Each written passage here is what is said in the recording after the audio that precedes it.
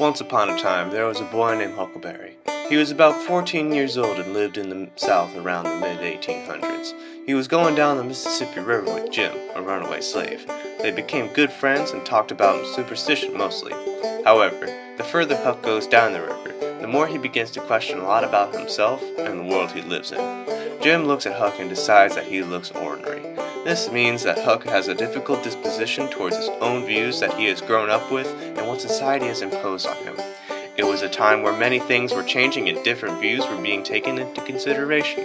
Into some parts of the South, the temperance movement was beginning to work its way into the minds of those who opposed alcohol.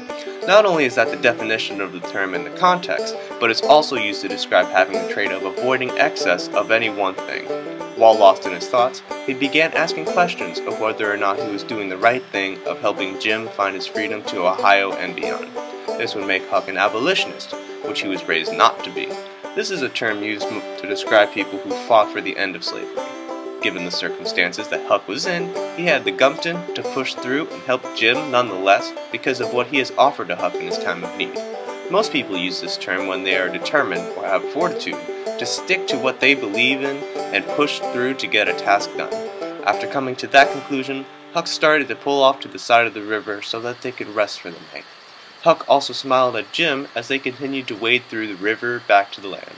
In other words, they walked through the thick clay that separated the mighty Mississippi to the land they were trying to get onto.